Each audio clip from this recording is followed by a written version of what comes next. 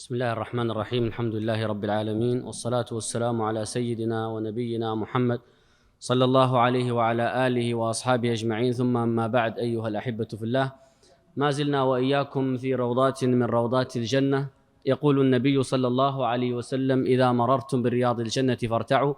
قالوا: وما رياض الجنة يا رسول الله؟ قال: حلق الذكر.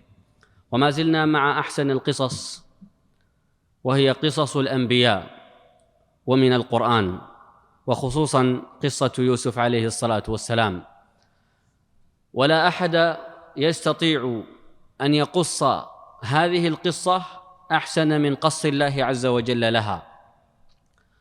وقد افتتحت السورة بمقدمة عن القصة تناولناها في الدرس الماضي، واليوم سنبدأ بأحداث القصة في حلقاتها المتصلة المتواصلة التي تشد السامع وتزيد الإيمان، وفيها من العبر والحكم والفوائد ما لا يمكن أن يحصى عددا.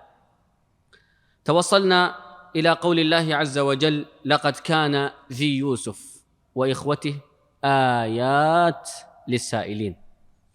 لقد كان، اللام هنا لام التوكيد، والكلام بدونها مؤكد لأنه كلام الله، فالله عز وجل كلامه حق، كلامه صدق، ومن أصدق من الله قيلا، ومن أصدق من الله حديثا. ومع ذلك إذا أقسم الله على كلامه، فهذا القسم أصل في كلام العرب يؤكد الناس كلامهم بالقسم، لكن كلام الله مؤكد بدون قسم، فاللام لام قسم أراد الله أن يؤكد بها لمن شك في هذا القرآن وقال ليس بكلام الله، هو كلام بشر، فجيء بهذا الأسلوب التأكيدي، مع أن القرآن كلام الله لا يأتيه الباطل من بين يديه ولا من خلفه. لقد كان في يوسف. سبحان الله، قدم ذكر يوسف على إخوته وذكره باسمه المجرد: لقد كان في يوسف نفسه، ثم عطف عليه إخوته وإخوته، ثم قال: آيات للسائلين. بقي معنا أن نسأل عن هذه الآيات. ما هي الآيات؟ ما هي العلامات؟ ما هي الدلالات في هذه القصة، قصة يوسف وإخوته؟ أولاً، كلمة يوسف، هل هي كلمة عربية أو كلمة معربة أو كلمة أعجمية؟ اختلف فيها أهل اللغة على قولين. منهم من قال إنها كلمة أعجمية، مثلها مثل يونس ويوسف، يونس بضم النون، وذلك أن لها ثلاث أحوال: إما أن تقرأها يوسف بضم السين، أو تقرأها يوسف بكسر السين، أو تقرأها يوسف. فإن كانت بالكسر يوسف فهي من الأسف، هذا الشيء يؤسفني، يوسف، أي هذه القصة مؤسفة، وهذا الرجل قصته تؤسف، فهو يوسف من الأسف. أو يوسف بفتح السين، أي يوسف له، كل من سمع القصة تأسف. كلمة آسف تقال للاعتذار عن الغلط. وأسف على من؟ على يوسف. إذن أسف ويوسف، والأسف بينهما تمام. طيب، يونس من الأنس والإيناس، ويونس به، لكن يونس لا، يوسف لا. يوسف بضم السين ليست عربية، فإن كسرتها أو فتحتها صارت من الأسف يوسف أو يوسف له. يوسف هو بنفسه فيصير اسم فاعل، أو يوسف له مفعول. لقد كان في يوسف، هنا السين كسرت لماذا؟ هل اسمه يوسف، أو أنها كسرت بحرف الجر الذي قبلها عمل فيها الكسر وهو حرف الفاء في يوسف. فإذا قلت اسمه يوسف فهو من الأسف، أي هذا الشخص قصته فيها من الأسى والأسف والحزن الشيء الكثير. لكن هذه السورة برمتها بكاملها نزلت في مكة، ونزلت عام الحزن بعد عام الحزن، وعام الحزن تجمع فيه من الحزن والأسف على النبي صلى الله عليه وسلم ما جعل هذه القصة مسلية ومخففة له. ومن أشد الحزن حزن الفراق، فراق الأحبة. عندما تكون في معتكف في مسجد من المساجد، صحبت بعض الصالحين لمدة 10 ليالي، ثم جاءت ساعة الفرقة، تشعر بحزن أم لا؟ تدمع عيناك، والله يا أخوان ما ودنا نفترق لكن سنفترق. عندما تأتي إلى شخص مريض وهذا الشخص قد قرر المستشفى أنه ميت في مرضه هذا وينتظر سكرات الموت، فتأتيه وأنت تودعه ولا تدري هل ستعود وتراه مرة أخرى أو أنه سيكون في عداد الموتى، وأنت تأتيه وتنظر إليه تحمل في قلبك من الحزن والأسف على فراقه ما يثير دموع عينيك. لقد كان في يوسف وإخوته آيات، جمع آية وآية، والآية هي العلامة.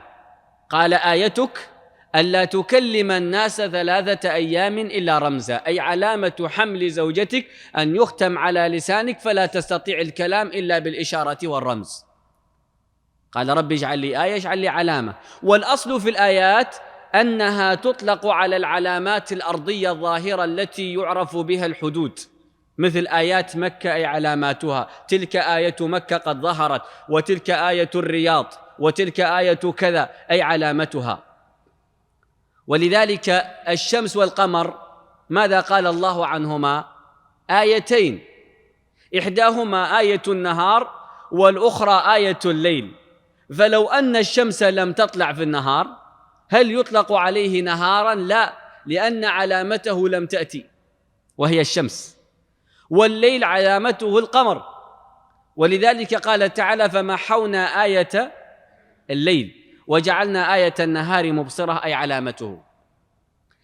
لآيات للسائلين. العرب كانوا إذا استخدموا الشعر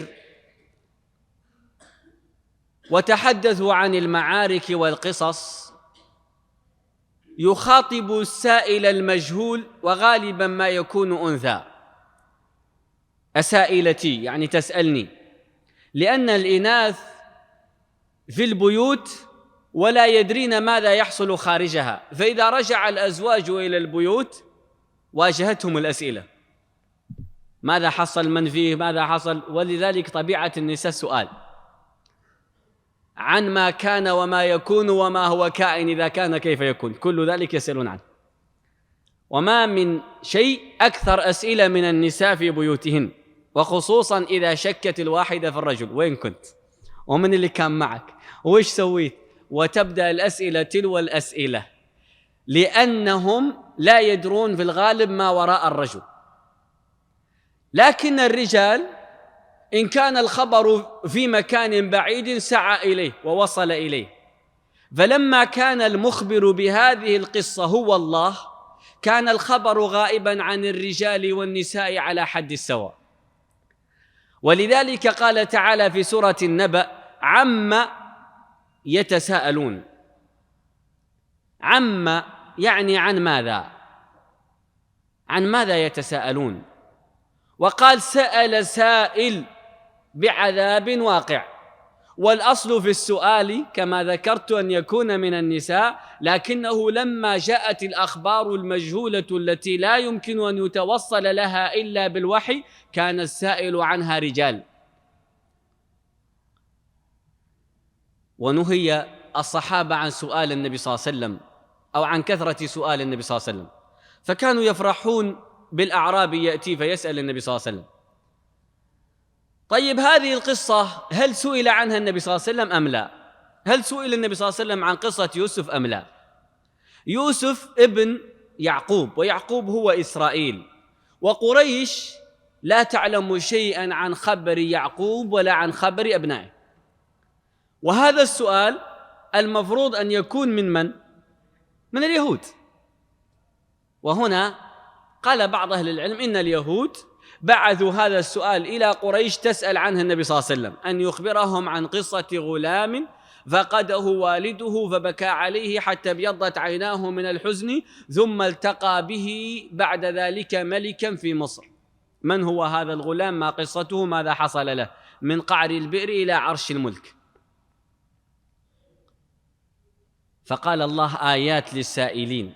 وقيل إن السائل هنا هم الصحابة، وذلك أن النضر ابن الحارث ذهب إلى بلاد الشام فالتقى ببعض اليهود وأحبارهم وأخذ عنهم قصص، والتقى ببعض المجوس وأخذ عنهم قصص الفرس، وكان يجلس إلى الكعبة ويقول لقريش: اجتمعوا علي أقرأ وأقص عليكم قصص الغابرين، فكان يسترسل بالقصة وقتا طويلا، بينما القصص التي مرت في القرآن وكان النبي صلى الله عليه وسلم يقصها كانت مختصرة. فكان النضر بن الحارث يقول لقريش: إن قصصي أحسن وأطول من قصص محمد يقص القصة القصيرة التي لا تطول ولا تنتهي، وقصصي طويلة. فجاءت بعض الصحابة قالوا للنبي صلى الله عليه وسلم: يا رسول الله، هل قصصت علينا قصصا طويلة كما يقص النضر ابن الحارث على قريش؟ فجاءت: لقد كان في يوسف وإخوته آيات للسائلين الذين يريدون القصة المترابطة الطويلة التي تبدأ من البداية إلى النهاية من غير انقطاع، فتعالوا استمعوا لقصة يوسف. وهذه القصة من أعجب القصص، حلقاتها متصلة ولا تكاد تنتهي من حلقة إلا وتدخل في الأخرى وتقول بعد هذه الحلقة ثم تدخل في التي تليها حتى تنتهي إلى النهاية بشكل عجيب، من طفولة يوسف إلى بلوغه الرشد، إلى رجولته، إلى بلوغه ملك مصر في أحداثها المتصلة. لقد كان في يوسف وإخوته آيات للسائلين. طيب، إخوة يوسف ذكر تفصيلهم، وبعض أهل العلم ذكر أسماءهم، أكبرهم يهوذا وهو أعقلهم. وسنأتي معنا في قصة يوسف مواقف ليهوذا وهو الأخ الأكبر، يعني أول أبناء يعقوب، وبه يكنى أبو يهوذا. فيهوذا هذا هو صاحب الرأي السديد في إخوة يوسف، طبعا بعد يوسف وأخيه. آيات للسائلين إذ قالوا ليوسف وأخوه. طيب أنتم إيش؟ ألستم إخوة ليوسف؟ لماذا جعلوا بنيامين أخ ليوسف دونهم؟ لأنه أخ شقيق. إذ قالوا، هذا القول دل على عدم اتفاقهم في الأصل، وإنما كانت هذه فكرة عند بعضهم أراد أن يثيرها بين الكل ويدعو الكل لها. كان هذا الموضوع أن يوسف أحب إلى أبينا منا فكرة عند واحد، ثم شك عند البعض الآخر، فهذا الواحد أثارها، فلما أثارها وجدت قبولا. ليوسف وأخوه أحب إلى أبينا منا.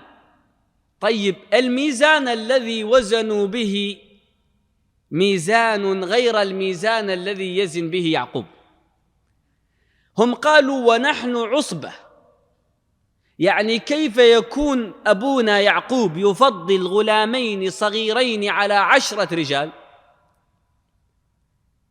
عندما يكون التوازن بين 10 رجال أشداء أبنائك وبين ولدين صغيرين، فأيهما الاثنين ينبغي أن يكون أحب إليك؟ 10 الذين ينفعونك أو الاثنين الذين في هذا الحال لا ينفعونك وإنما أنت الذي تنفعهم؟ أيهم أفضل، الذي ينفعك أو الذي تنفعه أنت بميزان العقل؟ الناس تزن بموازين النفعية، وللأسف هذا الميزان الذي عند أغلب الناس، والله هذا ينفعني وهذا ما ينفعني، اللي ينفعني فهو مني واللي لا ينفعني ما بيني وبين شيء، خلاص. هذا الميزان ميزان الناس. لكن يعقوب عنده نظرة أخرى. ما هي نظرة يعقوب؟ لماذا تبادر إلى أذهان هؤلاء أن يعقوب يحب يوسف وأخوه أكثر منهم؟ هناك مبررات لمحبة يعقوب ليوسف، أذكر منها 5. الأمر الأول أن يوسف كان صغيراً، 1، والصغير ضعيف، والضعيف يحتاج إلى نوع من الحنان والرقة واللطف، وأنت أبنائك الكبير والصغير أيهم أحب إليك؟ الصغير دائماً. سئل بعض الأعراب فقيل له: من أحب أبنائك إليك؟ فقال: الصغير حتى يكبر، والمريض حتى يبرأ، والمسافر حتى يعود. يعني الصغير ما دام صغيراً فأحبه حتى يكبر لأنه يحتاجني، وكذلك المريض أحبه لأني أعالج حتى يبرأ، والمسافر أحبه حتى يعود لأني ما أدري ماذا سيحصل له. يا بني لا تدخلوا من باب واحد وهم الذين فعلوا به الأفاعيل. عرفت؟ إذن هذا المبرر الأول، أن يوسف كان صغيراً مع أخيه. 2، كان يتيما الأم، ماتت أمهم كما ذكرت في الصغر، فيعقوب يريد أن يعوضهم نقصاً فقدوه وهو حنان الأم، فمن الضروري أن يزيد الحنان والحب أم لا؟ هذا 2. الثالث أن يوسف كان جميلاً، كان وسيم، أعطي نصف الجمال، وكان يذكر يعقوب بمن؟ بأمه التي ماتت، وكان يحبها، ويذكره أيضاً بجدته سارة، كانت أجمل خلق الله. فالجمال طبعت النفوس على محبته ومحبة النظر إليه. عندما يكون أحد أولادك وسيم تنظر إليه أكثر من ذلك الآخر. المبرر الرابع أن يوسف قص رؤيا على أبيه، وفهم منها والده مكانة هذا الولد، وأنه سيكون سيداً وسيكون ملكاً وسيكون نبياً رسولاً، وأن الله عز وجل جعل له شأن في السماء لأن الكواكب في السماء خرت سجداً له، فمعنى ذلك أنه سيكون له شأن في السماء كما أن له شأن في الأرض، فأصبح يحبه. رأيت 11 كوكباً والشمس والقمر رأيتهم لي ساجدين. طبعاً هذه المبررات لم يسأل عنها إخوة يوسف، ما سألوا عن مبررات حب يعقوب ليوسف، وإنما حكموا عليه بالضلال المبين من غير أن يسألوه. فماذا قالوا؟ إذ قالوا: ليوسف وأخوه أحب إلى أبينا منا ونحن عصبة. هذه المقدمة، ما هي النتيجة؟ إن أبانا لفي ضلال مبين. إذا كانت المقدمات فاسدة كانت النتائج التي تبنى عليها فاسدة، لأن المقدمة التي بنوا عليها النتيجة مقدمة فاسدة. لماذا لم يسألوا يعقوب عن سبب حبه ليوسف؟ لو سألوه لأقنعهم. ولذلك عندما تحب أحد أبنائك برهن للبقية وبرر لهم علة محبتك له.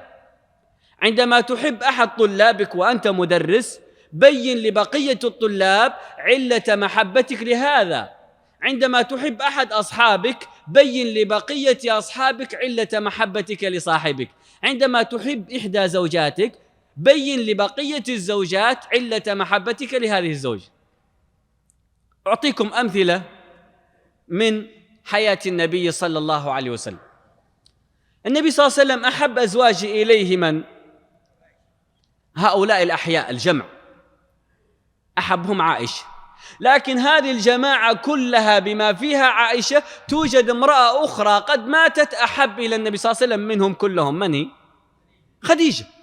خديجة لا يمكن أن يوجد في الدنيا امرأة يحبها النبي صلى الله عليه وسلم أكثر منها، يحبها أكثر من عائشة. طيب لماذا؟ كانت هالة بنت خويلد أخت خديجة بنت خويلد إذا سمع النبي صلى الله عليه وسلم صوتها تذكر خديجة. كانت صويحبات خديجة صديقاتها إذا جاءت إحداهن إلى المدينة وعلم بها النبي صلى الله عليه وسلم دعاها إلى بيته وأفرش لها رداءه وهش وبش وأخذ يسامرها الحديث، حتى إنه صلى الله عليه وسلم ذات ليلة جاءت عجوز تتوكى على عصا، فقام وهش لها وبش وأفرش لها الرداء وأخذ يتكلم معها. من؟ محمد صلى الله عليه وسلم مع عجوز. فقالت عائشة مستغربة: من هذه العجوز التي معك يا رسول الله؟ من هذه؟ فتبسم النبي صلى الله عليه وسلم وقال: هذه إحدى صويحبات خديجة. فغارت عائشة وقالت: وهل كانت خديجة إلا عجوزا قد أبدلك الله خيرا منها؟ تقصد نفسها لأنها بكر. فغضب النبي صلى الله عليه وسلم قال: لا والله ما أبدلني الله خيرا منها. إذن هنا بدأ النبي صلى الله عليه وسلم يبرر حبه لخديجة، ما سكت، قال: لقد صدقتني إذ كذبني الناس، وآمنت بي إذ كفر بي الناس، وواستني بنفسها ومالها، ورزقني الله منها الولد. طبعا هل هذه المبررات الخمس توجد في عائشة؟ لا. إذن هل يحق للنبي صلى الله عليه وسلم أن يحبها بناء على هذه المبررات أكثر من عائشة؟ نعم. إذن اقتنعت عائشة وسكتت. قالت: فما كلمته بعد ذلك في خديجة أبد. عرفت؟ كذلك حب النبي صلى الله عليه وسلم لأبي بكر. أبو بكر رضي الله عنه النبي صلى الله عليه وسلم يحبه حبا جما، حتى إن حب النبي صلى الله عليه وسلم لعائشة هو من حبه لمن؟ لأبيها. من شدة حبه لأبي بكر ذلك الحب فاض حتى وصل إلى عائشة، حتى قال: لو كنت متخذا من البشر، بما فيهم عائشة، خليلا، لو كنت متخذا من الناس في الرواية الأخرى خليلا لاتخذت أبا بكر خليلا، لكن صاحبكم خليل الله، والخليل هو الذي تخللت محبته في شغاف القلب حتى لم يبق منه مكان إلا ملئ بمحبة ذلك المحبوب.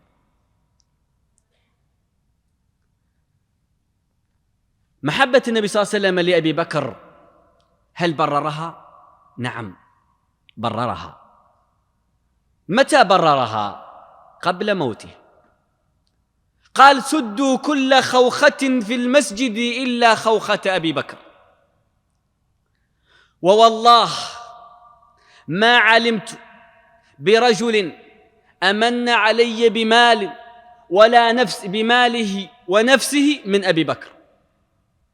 يعني أبو بكر الذي خرج من ماله كله في سبيل الله 3 مرات، أبو بكر الذي جعل نفسه دون نفس رسول الله صلى الله عليه وسلم في مواطن كثيرة، في الغار يوم دخل قبله فلسعه الثعبان، وكذلك في الحرم عندما ضرب النبي صلى الله عليه وسلم فجاء أبو بكر يدفع الناس عنه بنفسه ويقول: تقتلون رجلا أن يقول ربي الله، نطق بالآية قبل أن تنزل، وهو الذي صدق النبي صلى الله عليه وسلم في بعد الإسراء عندما كذبه الناس، قال: إن كان قال فقد صدق، إن كان قال فقد صدق، أصدقه في خبر السماء أفلا أصدقه في خبر بيت المقدس؟ إذن هذه تبرير الحب.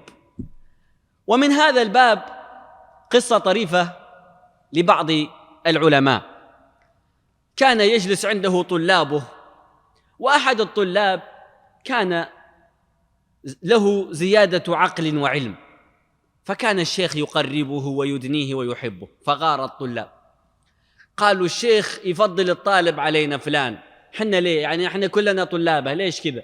لماذا؟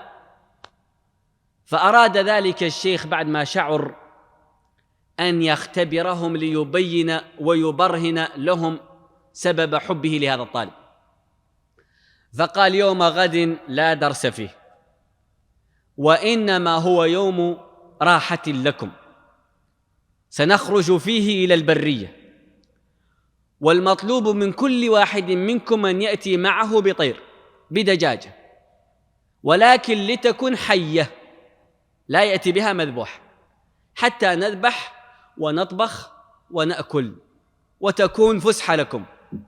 قالوا طيب. فلما كان الغد كل جاب معه طيرة دجاجته وخرجوا للبر، فلما جلسوا أخذ الشيخ ورقة وقلم وقال: اسمعوا، أنا أريد أن أعمل لكم مسابقة طريفة لأعلم أيكم أكثر علما وأيكم أقرب إلي. اذهبوا، كل يذهب إلى مكان بعيد لا يراه أحد ويذبح هذا الطير ويأتيني به، وأول من جاءني سأكتب اسمه حتى أعلم أيكم أكثر سرعة في تنفيذ الأمر وأكثر سرعة في الفهم والبديهة. طبعا تفرق الطلاب، كل خلف شجرة وذاك خلف جبل، وكل ذبح، منهم من ذبح الطير ذبحا كاملا، ومنهم من جرحه وجاء به حي، إلا ذلك الطالب لم يأتي. الشيخ يكتب الأول الثاني الثالث الرابع حتى لم يأتي ذلك الطالب. فرح الطلاب، قالوا اليوم فزنا عليه. فلما جاء بالطير ديك عند حي، ما ذبحه. قالوا بعد ما ذبحته واتيت به وآخر واحد. الطلاب انبسطوا، قالوا الحمد لله اليوم الشيخ ريحنا، هذا دائما يقدموا علينا والآن فزنا عليه. قالوا: يا شيخ الكريم، ألم تقل اذبح الطير في مكان لا يراك في أحد؟ والله لقد ذهبت كل مكان وما وقفت في مكان إلا والواحد الأحد ينظر إلي، فرجعت بالطير لأن الله يراني وهو الأحد جل وعلا. فلما أجابهم بهذا الجواب طأطأ الطلاب رؤوسهم وعلموا فضل الطالب عليهم، وبرهن الشيخ لطلابه علة تقديمه لهذا الطالب عليهم. عرفت؟ إذن يوسف عليه الصلاة والسلام أحبه يعقوب، لكن هذا الحب له مبررات، وهؤلاء الأخوة لم يسألوا عن المبررات وإنما حكموا، ولذلك الحكم على الشيء فرع عن تصوره. بعض الطلاب العلم يحكم من غير سؤال. عندما يظهر شيخ من المشايخ في بلد من البلدان قد حلق لحيته، هذا ما هو بشيخ، لو كان شيخ ما كان حلق لحيته. يا أخي اسأل البلد الذي هو فيه ما حاله، ولو أطلق اللحية هل يعطى فرصة أن يتكلم؟ وهل سيصل لهذا المكان الذي وصل إليه؟ وكذلك الهيئة. فلذلك الحكم على الشيء فرع عن تصوره. قال بعض القضاة، وهو قاضي كان في عهد علي بن أبي طالب رضي الله عنه، وكان من أعقل القضاة، ما اسمه؟ شريح. قال: إذا جاءك الناس يبكون، إذا جاءك كنت قاضي ناس يبكون بكاء شديد، فلا تستعجل بالحكم لهم أنهم مظلومين، فإن الذي وراءهم قد يكون مات، يمكن قتلوه. وقد جاء إخوة يوسف أباهم عشاء يبكون، ويوسف وينه؟ مرمي في البئر، قد جرد من ثوبه ورمي في البئر مظلوما وهم ظلمه، وجاءوا أباهم عشاء يبكون. إذن لا تتعجل في الحكم حتى تعلم ملابسات الموضوع. هم تعجلوا في الحكم على أبيهم، قالوا إن أبانا لفي إيش؟ الأصل في الأب أن ينظر إليه نظر إيش؟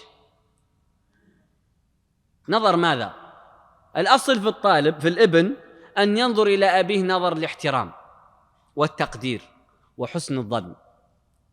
فإذا نظر الابن إلى أبيه نظرة القاضي، نظرة الحكم الذي يحكم على تصرفات الأب، فمن هنا يبدأ الخطر. فلما حكموا على أبيهم أنه في ضلال مبين، كانت النتائج التي تتالت بعد ذلك مبنية على هذا الحكم الفاسد الذي هو مبني على تلك المقدمة الفاسدة. فماذا قالوا؟ شوف النتيجة: اقتلوا يوسف. يا الله! طبعا هنا تخطيت مسألة، وهي قول الله عز وجل: إذ قالوا ليوسف وأخوه أحب إلى أبينا منا ونحن إيش؟ تعرف معنى العصبة؟ العصبة هي الجماعة، وقد ذكرت العصبة في القرآن 4 مرات. 3 مرات يسبها الله ويذمها، ومرة واحدة لا يسبها ولا يذمها، لا مدح ولا ذم. أما مرتين ففي سورة يوسف قالوا إذ قالوا ليوسف وأخوه أحب إلى أبينا منا ونحن عصبة، فالعصبة هذو ماذا قالوا؟ إن أبانا إيش؟ لفي ضلال مبين. شوف كلام العصبة. المسألة الثانية قالوا لئن أكله الذئب ونحن عصبة إنا إذا لخاسرون. حكموا على أنفسهم وهم العصبة بماذا؟ بالخسران. في سورة النور ماذا قال الله عن الإفك؟ قال إن الذين جاءوا بالإفك عصبة، يعني كذبة. فارتبطت عصبة بالكذب، سواء في قصة يوسف أو في قصة الإفك، مع أنهم قولهم إن أبانا لفي ضلال مبين إفك، مثل قول أولئك العصبة عن عائشة أنها فعلت ما فعلت وهي بريئة مما قالوا. فالعصبة هنا في هذه المواطن الثلاث مذمومة. أما الموطن الرابع فلا مدح ولا ذم، وهي في قصة قارون: وآتيناهم من الكنوز ما إن مفاتحه لتنوء بإيش؟ بالعصبة، لكن وصفهم بوصف واحد، قال أولي القوة. طيب، العصبة هنا تجمع أمرين اثنين: الأمر الأول الكثرة، والأمر الثاني القوة. وما اجتمعت الكثرة والقوة ونقص معهما العلم إلا وجاءت الفتن وجاء الفساد. ما الدليل؟ العصبة والعصبية كلها بمعنى واحد، والتعصب. القبيلة عندما يكثر عددها تصير عصبة، بني فلان. فماذا تفعل هذه القبيلة إذا كان أعدادها كثير وكانت قوية؟ تطغى على القبائل الأخرى الصغيرة الضعيفة، فتأخذ أموالهم وتسبي رجالهم ونساءهم. ولذلك كان القبائل القوية في العرب تذم القبائل الضعيفة، فتقول قبيلة، يعني قبيلة ما كبيرة، ليس لهم عدد، قبيلة لا يظلمون الناس، يعني ما عندهم ظلم ولا عندهم مساكين، ما يظلمون الناس، لا يظلمون الناس حبة خردل، ما عندهم شيء، لا يظلمون ولا يؤذون أحد. فهذا كان ذما عند القبائل لكثرة أعدادهم وقوة أبدانهم. ولذلك صاحب الجنتين ماذا قال لصاحبه؟ قال أنا أكثر منك مالا وأعز نفرا. والله قال ألهاكم التكاثر حتى زرتم المقابر. وقال إنما الحياة الدنيا لعب ولهو وزينة وتفاخر بينكم وتكاثر في الأموال والأولاد. ولهذا قال ونحن عصبة. يدخل في هذه العصبة العصبية المذمومة. والعصبيات المذمومة 5. العصبيات المذمومة 5 أنواع. العصبية القبلية، يعني أنا من قبيلة فلان الفلاني. لا، القبيلة لا ترفعك ولا تضعك، الناس سواسية كأسنان المشط، وجعلناكم شعوبا وقبائل ليش؟ لتتفاخروا؟ لا، لتعارفوا.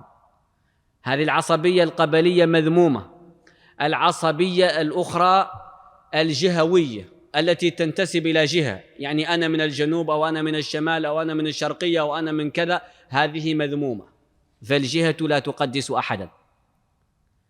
العصبية الثالثة العصبية المذهبية، أنا مذهبي حنبلي وأنت مذهبك حنفي وأنت مذهبك شافعي، المذهبية العصبية لها مذمومة حتى ولو كانت تلك المذهبية دينية، ويدخل فيها المذاهب الأخرى الموجودة الآن سواء سميتها دعوية أو فكرية وغير ذلك، فالمذهبية كلها مذمومة التعصب لها.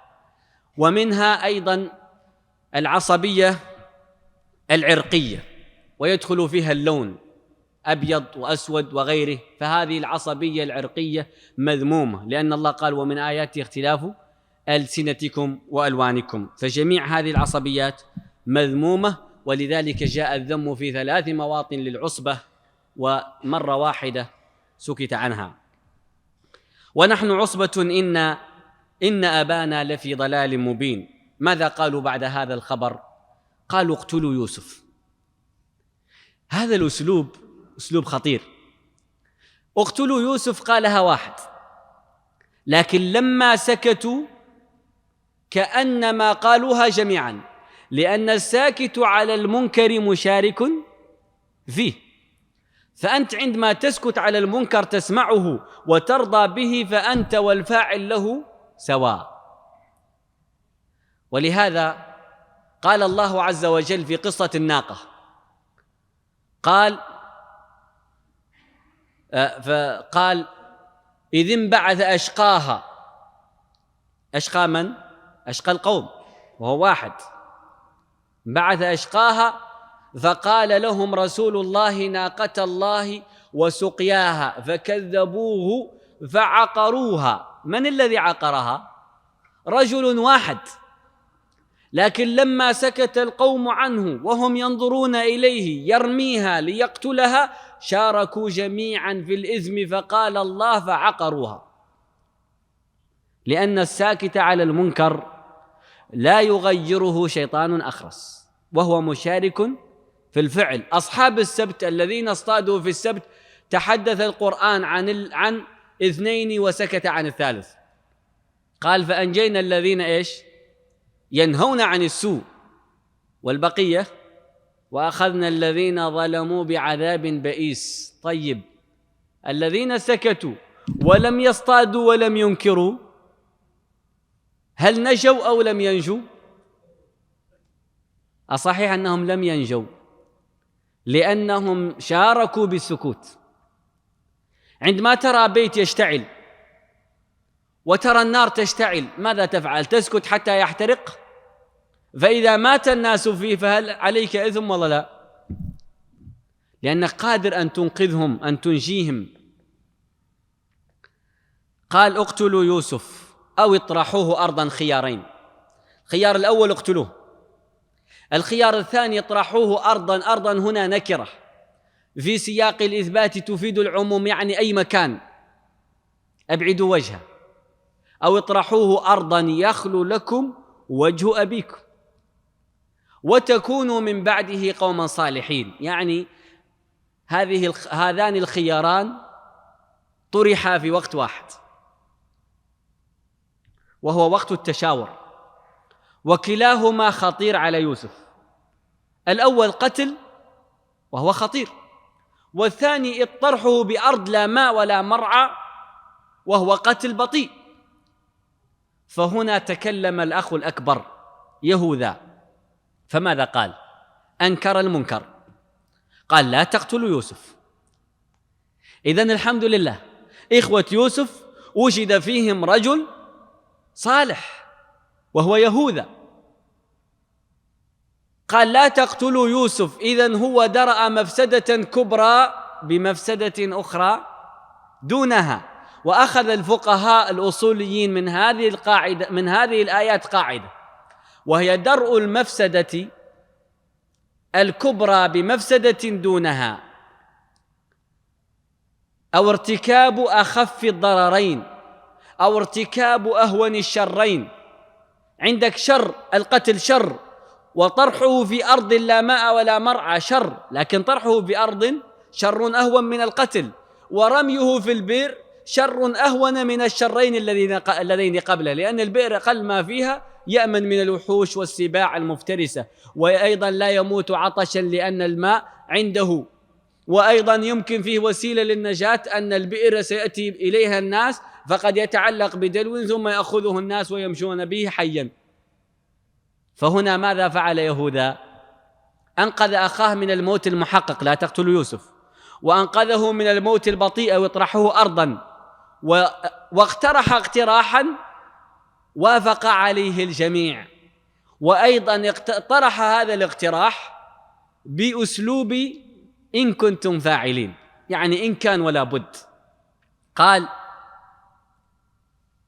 وهنا مسألة، وهي أنهم لما قالوا اقتلوا يوسف أو اطرحوه أرضا يخلو لكم وجه أبيكم تكلموا عن التوبة، قالوا وتكونوا من بعده قوما صالحين، يعني إذا قتلتموه أو طرحتموه أرض ورجعتم لأبوكم توبوا إلى الله وصيروا صالحين وبروا بأبيكم والله بيغفر لكم. أخذ العلماء من هذه الآية أن القاتل ترجى له التوبة، لأن الله عز وجل لما ذكر لنا هذا الحدث لم يعلق عليه، والنبي صلى الله عليه وسلم مرت الآية فلم يعلق عليها، فدل على قبول توبة القاتل، لأنهم قالوا اقتلوا يوسف أو اطرحوه أرضا، وقد ذكرت لك أن الحالتين نهايتها ماذا؟ موت. ثم قالوا وتكونوا إيش بعد ذلك؟ قوما صالحين، وتكونوا من بعده، يعني من بعد هذا الحدث، من بعد قتله أو من بعد رميه بفلاة لا ماء ولا مرعى تأكله الوحوش والهوام، تكونوا من بعده قوما صالحين، أي تتوبوا إلى الله وتصيروا صالحين. فهذه الآية أقرت أن القاتل سواء قتل فورا أو قتل قتلا بطيئا أنه لا ييأس من رحمة الله، وقد يقتل ويكون بعد قتله من الصالحين إذا تاب إلى الله عز وجل. ولذلك قال الله عز وجل: ولا يقتل النفس التي حرم الله إلا بالحق ولا يزنون ومن يفعل ذلك يلقى أثاما يضاعف له العذاب يوم القيامة ويخلد فيه مهانا إلا من تاب. فذكر من تاب بعدما ذكر القتل والزنا، فيدخل في ذلك أن القتل يتاب منه. وأما الآيات التي في سورة النساء وأن القاتل يصل إلى النار خالدا مخلدا فيها، فهذه الآيات عامة تخصص بهذه الآيات الأخرى، فيكون العام مخصص بهذه الآيات التي تفيد أن القاتل إذا تاب إلى الله تاب الله عز وجل عليه. طبعا هل هذا القتل اقتلوا يوسف خطأ والله عمد؟ ايش رأيكم؟ قتل عمد. طيب القاتل عمدا الله عز وجل يقول: ومن يقتل مؤمنا متعمدا فجزاؤه جهنم خالدا فيها وغضب الله عليه ولعنه. هذا كله مشروط بعدم التوبة، فإذا قتل عمدا ثم تاب يتوب الله عز وجل عليه. وإني لغفار لمن تاب وآمن وعمل صالحا ثم اهتدى.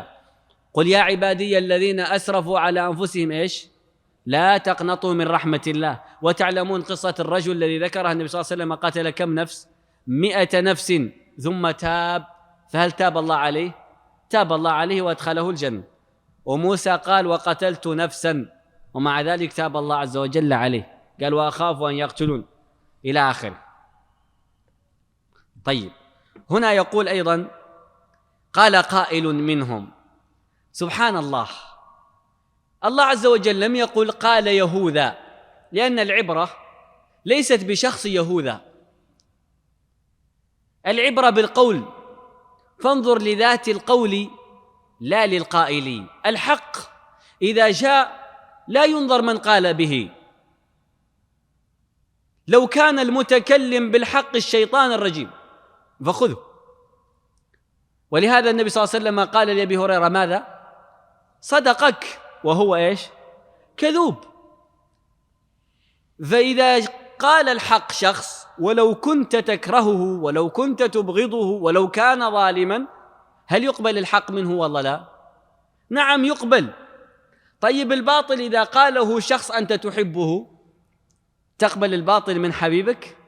لا. فانظر لذات القول لا للقائل، لا للمتكلم بالقول. قال قائل منهم، قائل هنا نكرة، لكن والعبرة ليست بشخصه، إنما العبرة بقوله. ماذا قال هذا القائل؟ طبعا هذا القائل ورد أنه يهوذا، وهو الأخ الأكبر ليوسف عليه الصلاة والسلام. قال قائل منهم لا تقتلوا يوسف. إذن غير المنكر، لا تقتلوا يوسف. طيب لابد من بديل، طيب ماذا نفعل فيه؟ وهنا الحكمة، عندما تغير منكرا وترى الناس يريدون هذا المنكر فغيره إلى منكر دونه. فالأمر بالمنكر الثاني وإن كان منكرا لكنه منكر دون منكر، صح ولا لا؟ عندما تلتقي برجل يريد أن يقتل رجلا وقد أخذ السيف ليضربه، تقول له لا يا أخي لا تقتله بهذا السيف، هذا البئر عندك ارمه فيه، ما يستطيع يخرج. رمي إنسان في بئر منكر، لكنه منكر أهون من قتله بالسيف، لأن هذا البئر قد يأتي من يخرجه منه، ولذلك أمرهم بشيء الظاهر أنه منكر والحقيقة أنه إيش؟ معروف. طيب هذه الصورة هل تسمى أمر بالمعروف ونهي عن منكر ولا لا؟ الذي عنده علم يسمي هذه الصورة أمر بالمعروف ونهي عن المنكر، لأن هذا المعروف الذي فعله يهوذا بيوسف لو لم يفعله ماذا كان مصير يوسف؟ كان هلك، كان قتلوه، كان أكلته السباع والهوام، لأنه طفل عمره 12 سنة لا يستطيع أن يحمي نفسه من أسد إذا هجم عليه، حتى إنه من شدة صغره لم يستطع أن يتسابق معهم كما قال، وتركنا يوسف عند متاعنا لضعفه. طيب اقتلوا يوسف واطرحوا أرضا يخلو لكم وجه أبيكم وتكونوا من بعده قوما صالحين. قال قائل منهم لا تقتلوا يوسف وألقوه في غيابة الجب.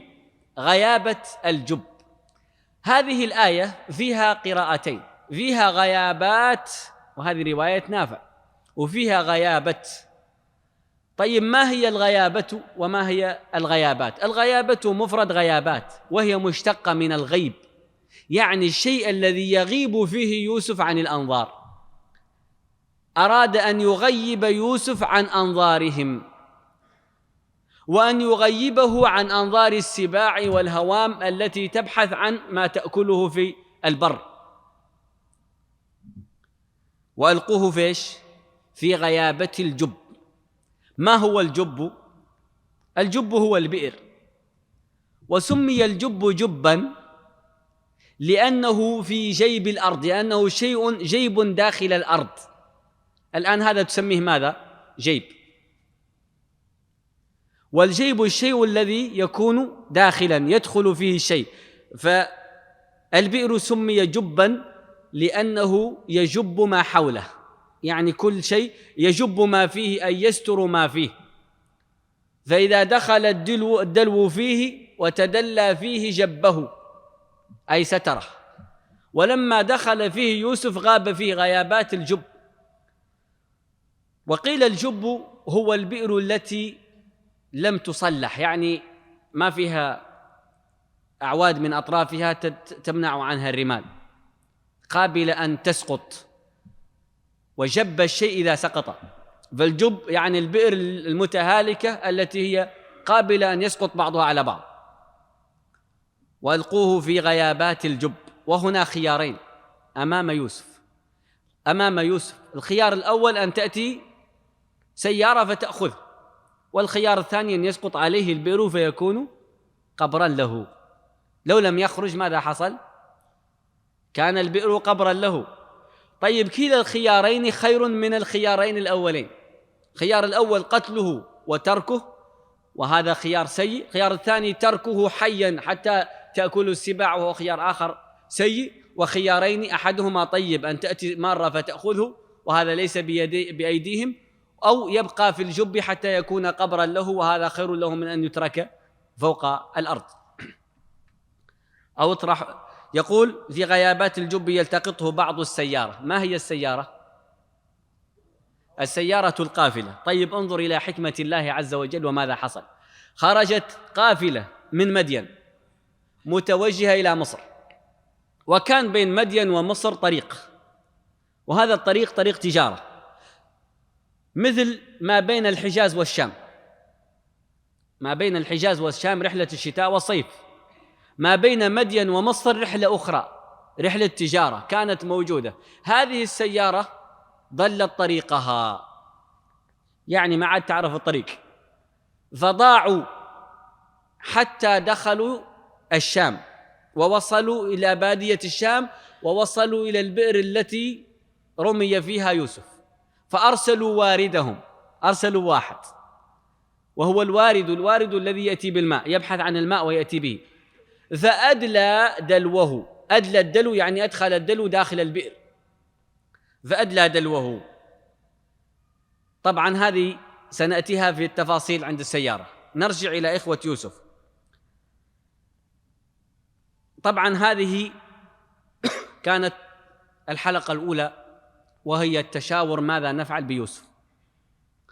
فاتفقوا على الخطة التي قالها يهوذا، على أنهم لا يقتلوه ولا يتركوه في البر، وإنما يحملوه إلى بئر، وحددوا البئر واتفقوا على كل شيء، وانتهت الخطة، وجاءوا لأبيهم وقد اتفقت كلمتهم على ما سيفعلوا بأخيهم.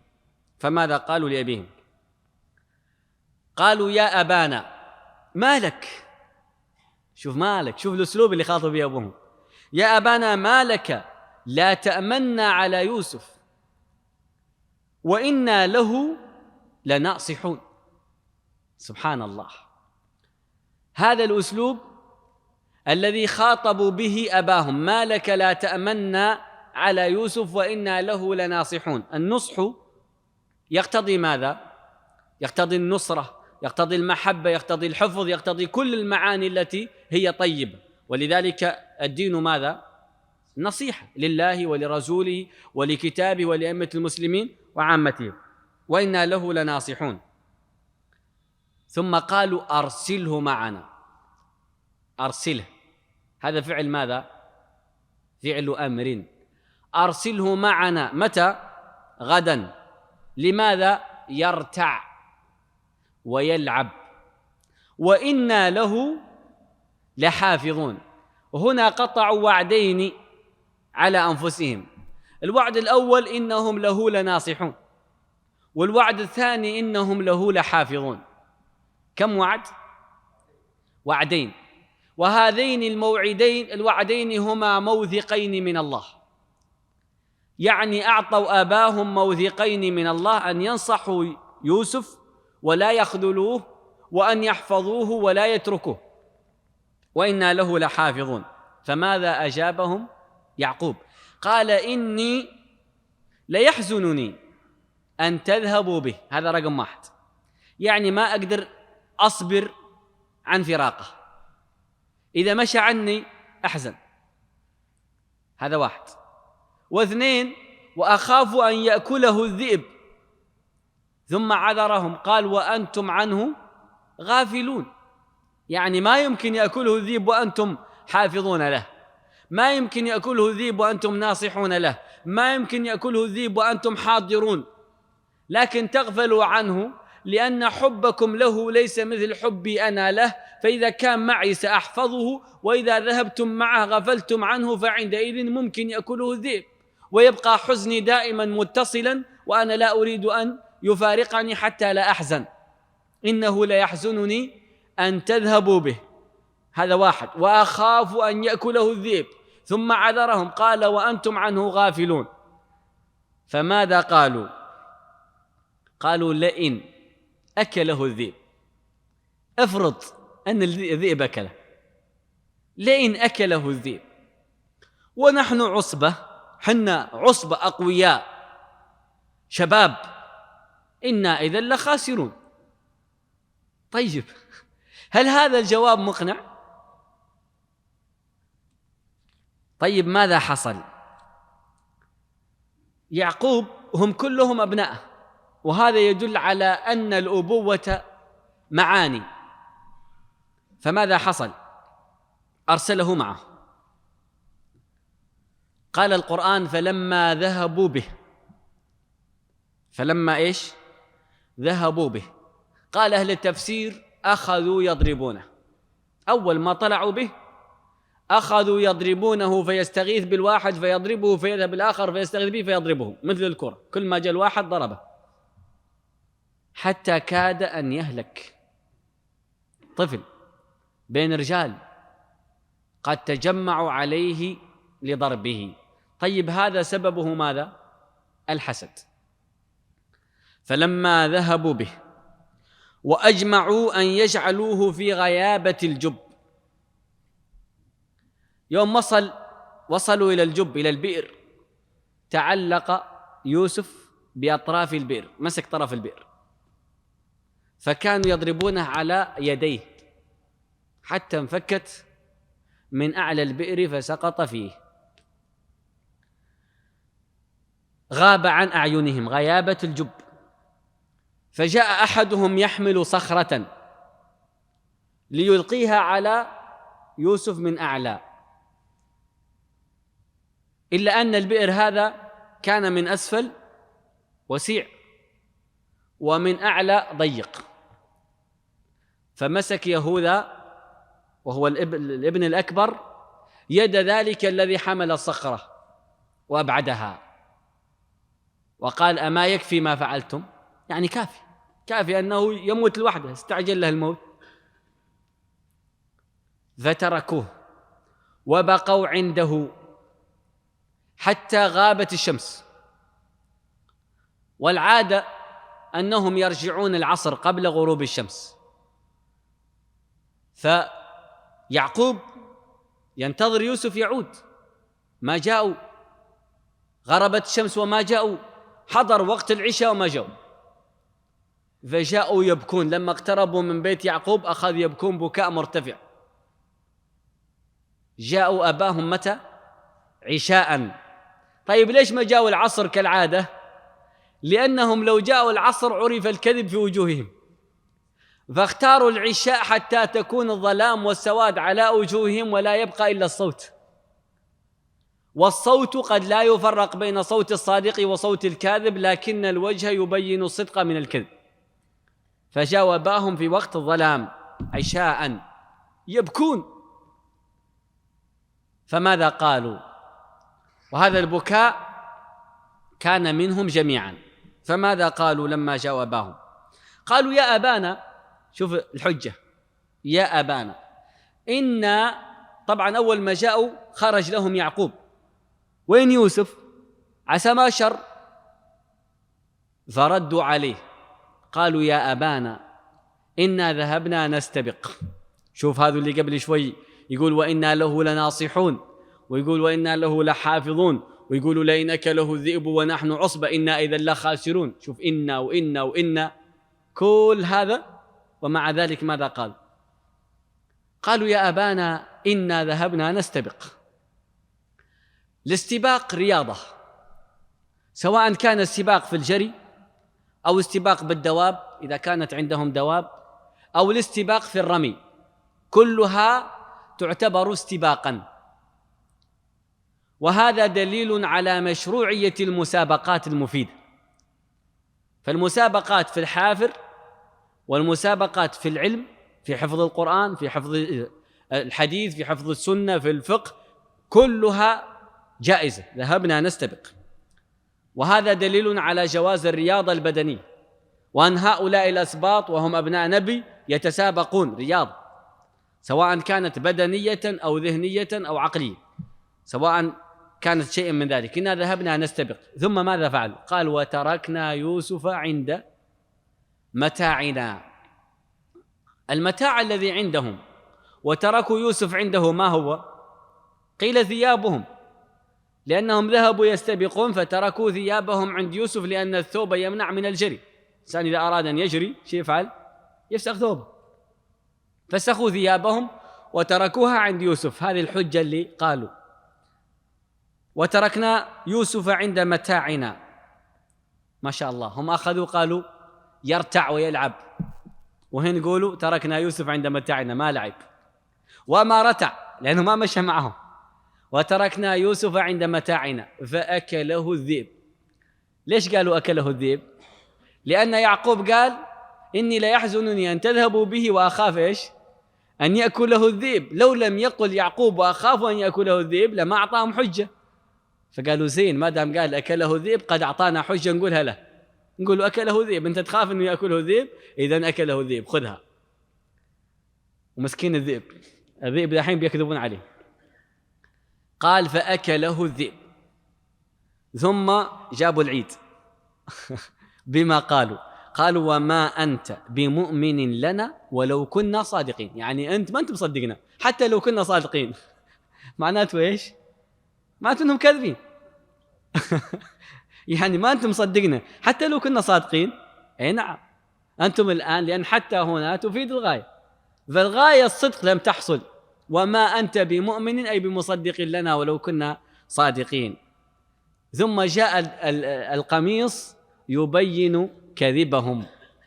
ماذا فعلوا؟ هم أخذوا شاة فذبحوها وصبوا الدم على القميص، صبغوا القميص كله دم، وجاءوا به إلى يعقوب قالوا هذا قميصه مليان دم مما يدلك على أن الذئب أكله. أخذ يعقوب القميص فنظر فيه فإذا به لم يمزق منه شيء. قال سبحان الله، ما أحلم هذا الذئب الذي أكل ابني ولم يمزق قميصه. يعني أكل لحمه وكسر عظمه وبلعه كله والقميص ما تمزق. فكان قميص يوسف له 3 مواطن لا تنسى. الموطن الأول بشارة ليعقوب أنه حي، بشارة ليعقوب أن يوسف حي، وهذا بسبب القميص، لأن القميص لم يتمزق، فعلم يعقوب أنها مكيدة، لأنه لو أكله الذئب لمزق قميصه. 2 بشارة أيضا في القميص الثاني أنه سيلتقي به، اذهبوا بقميصي هذا فألقوه على وجه أبي يرتد بصيرا. 3 القميص يشهد على براءة يوسف، إن كان قميصه قد من قبل فصدقت وهو من الكاذبين، وإن كان قميصه قد من دبر فكذبت وهو من الصادقين. إذن قميص يوسف لعب كم دور؟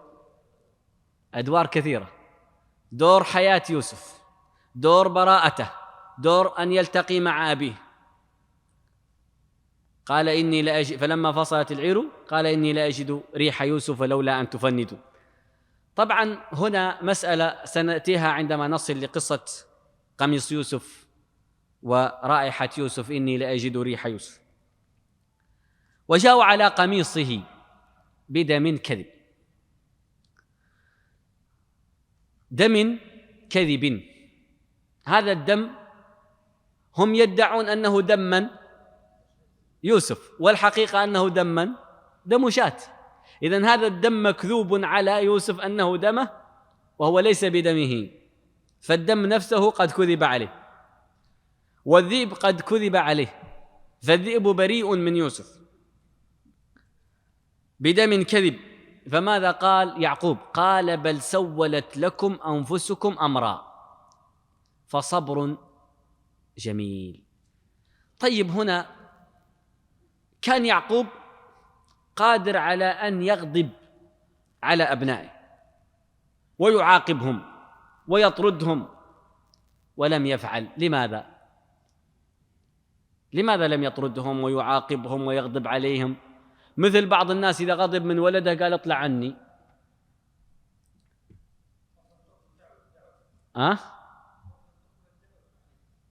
نعم. بعد الأذان نتحدث في هذه النقطة إن شاء الله ونكمل المقطع بإذن الله.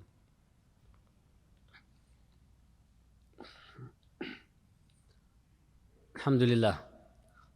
طبعا هم كانوا يريدون من إبعاد يوسف عن أبيه أن يقبل عليهم والدهم، يخلو لكم وجه أبيكم وتكونوا من بعده قوما صالحين. هل حصل لهم هذا الذي أرادوا أم لا؟ طبعا لا. ولهذا الغاية لا تبرر الوسيلة. الغاية وإن كانت حسنة لا تبرر الوسيلة لتلك الغاية، بخلاف ما يعتقده كثير من الناس، فغايتهم حميدة لكن وسيلتهم لهذه الغاية ليست حميدة، ليست مشروعة أصلا. ومن استعجل شيئا قبل أوانه عوقب بماذا؟ بحرمانه. فلما استعجلوا على أخيهم من أجل أن يقبل عليهم والدهم صرف الله قلب والدهم عنهم وجه، فأصبحوا في منزلة المعادين لأبيهم. قال فصبر جميل والله المستعان على ما تصفون، فصار يستعين بالله على أبنائه. طبعا بنوقف هنا عند قصة السيارة. وجاءت سيارة، ومن الطرائف أن أحد طلبة العلم سألني قال لي شو نوع السيارة؟ مازدا والله تويوتا. فأيضا كان أحدهم يقرأ سورة يوسف ويشرحها في مجلس، فكان يتحدث عن قصة إخوة يوسف لما جاءوا إلى يوسف، فقالوا يا أبانا أرسله معنا غدا، قالوا أرسل معنا أخانا نكتل وإنا له لناصحون، فكان يقول يوسف وأخوه نكتل يحسب أن نكتل هو يوسف. فلا بد من معرفة قصص القرآن وأيضا أخذ العبر منها. في الدرس القادم بإذن الله مع السيارة الذين أخذوا يوسف وساروا به من بادية الشام إلى مصر، وما حدث له في مصر، ومع بيت العزيز بإذن الله تعالى. الآن نختم بهذه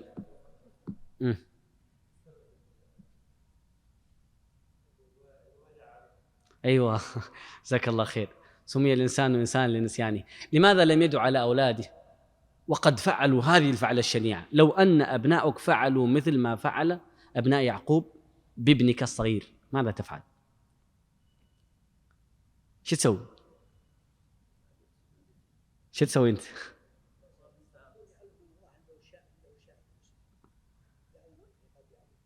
طيب أنت يعني خلي يعقوب، أنت لو صار الموقف لك ماذا تفعل؟ أضربهم ضرب، أقتلهم، أطردهم. لكن الله يذكر هذه القصص لتؤخذ منها العبرة. لا تشد على أبنائك حتى ولو أخطأوا، حتى ولو كان الخطأ كبيرة. اقتلوا يوسف، افرض أنهم قتلوا، وهذا الموقف الذي واجههم به يعقوب. أليس إذا دعا عليهم ماتوا جميعا فمن الخسران؟ هو نفسه. إذا دعا عليهم من الخسران؟ هو نفسه. أنت عندما تعور عينك بإصبعك تقطع إصبعك، هذه عينك وهذا إصبعك كلهم أبنائك. فعلى ذلك يعقوب يعلم الآباء كيف يتعاملون مع الأبناء. ويا ليت نأخذ من هذه القصة أسلوب التعامل مع الأبناء، وكيف يكون الأب مع أبنائه، وكيف لو أحب أن يبرر لحبه، وإذا أحب ألا يظهر أن يكتم الحب قدر الاستطاعة، لأنه قد تؤدي تلك المسائل إلى نتائج في الغالب ما تكون حميدة. هذا سائل يقول: هل كلمة اسم المعين من أسماء الله؟ الله عز وجل يعين من يشاء، إياك نعبد وإياك نستعين، لكن المعين ما وقفت عليها أنها من أسماء الله عز وجل، لكنها من صفاته. الله عز وجل يعين وهو المستعان. هل أخو الزوج محرم للزوجة؟ لا والله، هو الحمو، وقد نهى النبي صلى الله عليه وسلم عنه خصيصا، قال: إياكم والدخول على النساء، إياكم والدخول على النساء. فقالوا: والحمو يا رسول الله؟ قال: الحمو الموت. الحمو أخو الزوج، هو الموت، ليس محرم للزوجة. وسماه النبي صلى الله عليه وسلم الموت بعينه، لأن هذا بيت أخوه والحرمة ما تقدر تسوي شيء، فإذا دخل صار شأنه مثل شأن صاحب البيت فقد تقع منه البلاوي. يقول: أثناء اعتكافي في شهر رمضان في المسجد الحرام، هذا خط لم يتضح. يقول: رجل يعمل في الليل وينام في النهار من الصباح حتى المغرب، ثم يقوم فيصلي الظهر والعصر جميعا، حاله دائما هذا، فما حكمه؟ الإنسان إذا علم أنه إذا نام لا يستيقظ إلا بعد خروج الوقت، إذا علم أنه إذا نام لا يستيقظ إلا بعد خروج الوقت، فهذا له حالين. الحال الأول أن يكون ابتداء نومه وقت دخول صلاة من الصلوات المشتركة، كان يكون نومه قبل وقت الظهر، وهو يعلم أنه إذا نام وقت الظهر لا يستيقظ إلا بعد المغرب، فحكمه أن يصلي الظهر والعصر معا في وقت الظهر، يقدم العصر، لأن صلاة العصر في وقت الظهر خير من صلاتها بعد المغرب، فأنت إذا صليتها وقت الظهر فقد صليتها في الوقت أداء ولو قدمتها، لكن إذا صليتها بعد المغرب صليت إيش؟ قضاء، والأداء أحب إلى الله من القضاء.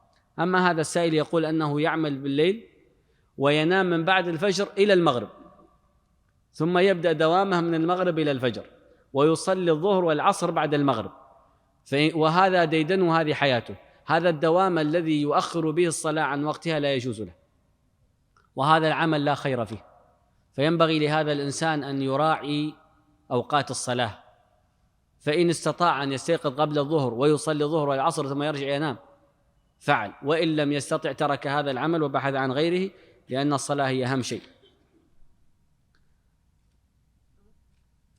هذا يقول: رجل كان يشاهد منكر أفلام خليعة، وحلف أن لا ينظر إليها مرة أخرى، ومرت الأيام ونظر إلى المنكر مرة أخرى وحلف وقال: حرم علي مثل أمي أن أنظر لمثل هذه، فما كفارة ذلك؟